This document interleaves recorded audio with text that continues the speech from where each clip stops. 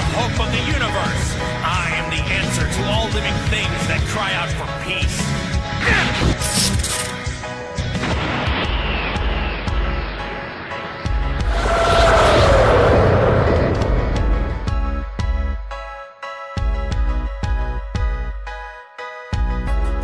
Well, hello Dragon Ball Super fans, it's Sam Khan here. I am back, as you guys can see by the title of this video, and boy oh boy, I did see episode 80, and even though we will be talking about the preview of episode 81 of Dragon Ball Super, I believe this deserves a moment to basically digest what we saw in episode 80, and especially if you are a fan of Gohan. You need more than a moment, you need quite some time, I believe, to kind of absorb all of the epicness that episode 80 unveiled when it comes to Gohan fighting. Yes guys, it happened after such a long time. Even Gohan himself admitted that it has been so long since he's participated in a Budokai tournament, and his father was like, because Gohan wanted to test out his opponent, and Goku right off the bat, it's as if though he knew what his son was thinking, and he was like, no, Gohan, don't do that, go all out and test out your power. And that's what Gohan did, and this is how the episode in a sense was structured. Guys, an amazing episode, I'm not gonna lie. I might be biased to some degree because I am a tremendous fan of Gohan, and I know just how many of you guys must have been ecstatic out there just from seeing this episode.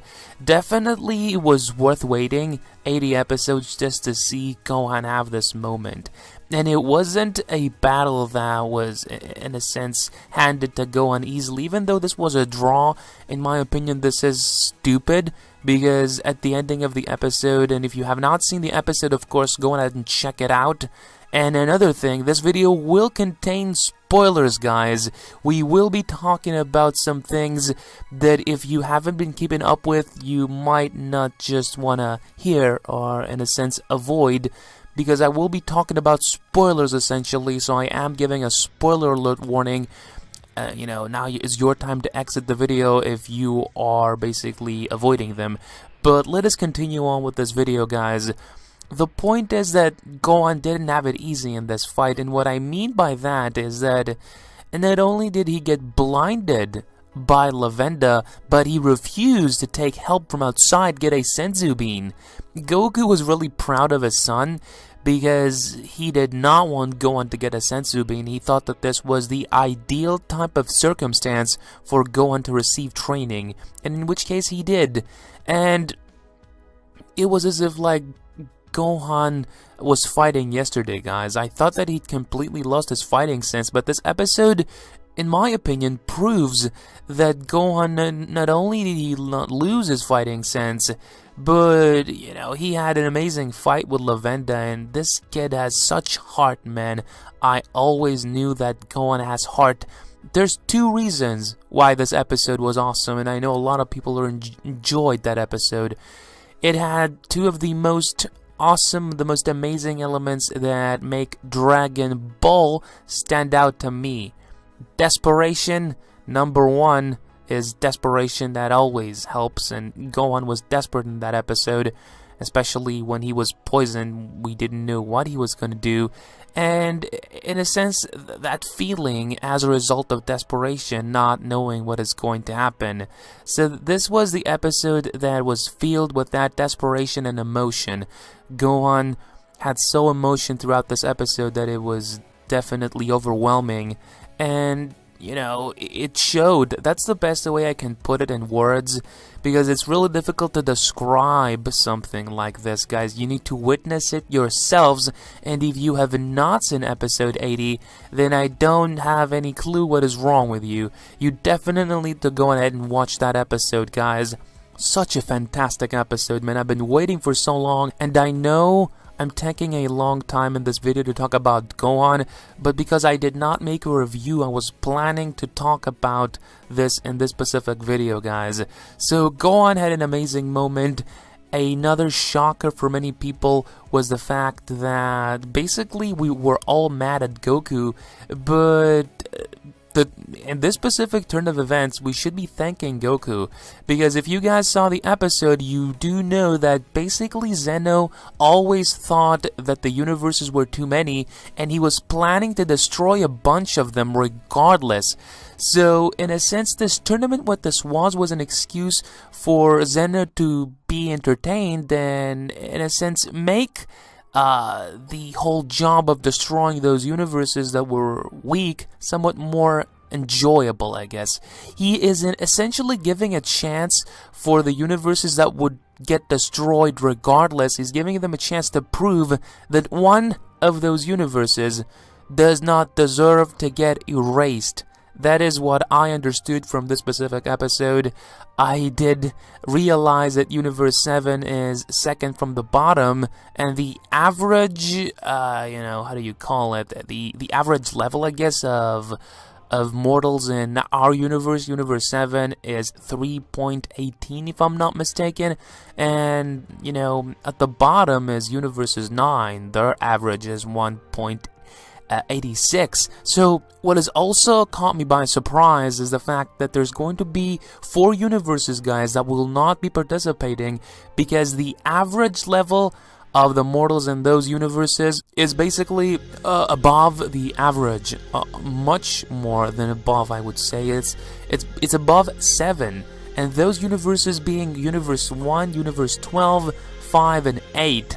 So, essentially, the universe survival arc isn't really going to be what we initially all of us thought would be, guys. All the universes participating. First and foremost, only 8 out of the 12 universes will be fighting in there. And then what we also need to understand is that this was Zeno's plan all along, and in a sense, Goku is given a chance into one of those weaker universes to survive.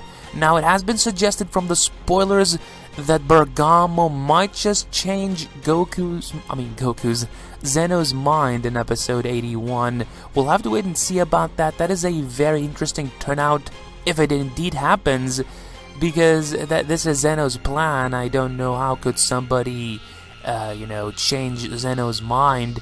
We don't know that, but the fact that those universes are exempt from participating, oh man, you can see the lore build up, guys. Already 8 universes will be participating and 4 will not.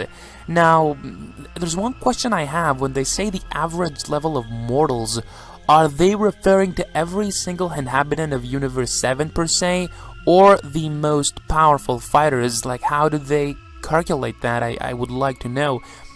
But if it is the way I have it in my mind, judging from the most powerful warriors of those universes, because it wouldn't make any sense to take every single, I guess, inhabitant, the weaker ones. You need to take the most powerfuls, I suppose, and by the way, the gods will be erased as well, and everybody was shocked. Only the angels will survive, because the job is much different. So I don't understand. You have the deity that is supposed to be on top, and Whis is serving Beerus, but Beerus will get destroyed and Whis will survive. That is kind of odd. So basically what I'm trying to say here, guys, is that we have 4 universes that won't be participating, that their fighters could be so much more powerful than Goku and the rest, that is mind-boggling. If their average is above 7 and Universe 7 is 3.18, that should say a lot about the people that aren't participating in the universe survival arc. So much potential, guys. It's insane, and definitely I took a lot longer than what I wanted, but this is something that I wanted to get out of my chest because it's quite important. Now, let us focus on the fight. Goku versus Bergamo, episode 81. And one final thing, this, if anything, shows why the preliminary fights were between Universe 7 and Universe 9, is because they are the weakest universes of all of the rest universes that will be participating. So, I wonder what does this say about the powers of the other participants from the other universes out there. So many questions, guys. I cannot believe Toriyama is definitely the mastermind of Dragon Ball, I'll give him that. But let us focus a little bit on the fight of Goku and Bergamo in episode 81 of Super. Before I conclude this video, we did see in the preview that there's going to be a struggle. Bergamo will be transforming into a giant in episode 81 of Dragon Ball Super. And if you have seen the spoilers for episode 82, we do know that Toppo will burst in because he is the righteous warrior of episode Universe 11. Why is he going to intervene? I have a video at my channel where I go in depth about that, guys. It is a very interesting time for Dragon Ball Super, and definitely I pay close attention to certain statements, like you cannot have 4 universes not participating and then not knowing that there's going to be a question, or like, you know, what is going on with those universes? How powerful are their competitors? How powerful could they have been if they were to participate? Would they win the tournament in ease? It is a very interesting question, and I hope that after this arc concludes, and I wish that they take out the rule of the universes that will lose to get exterminated, I hope that Goku and the rest of the warriors explore a little bit of those universes that have the most powerful fighters in them. So, Goku against Bergamo. Bergamo is supposed to be the strongest fighter from Tree of the Dangers, excuse me, and we will be seeing him in full-on action in episode 81 of Dragon Ball Super, which will be coming next week, guys. I am so excited to see that episode, and basically Bergamo is going to transform into a giant in episode 81, and in episode 82, Toppo, you know, suggestively from what the synopsis is saying, he will burst in and he will potentially interrupt their fight.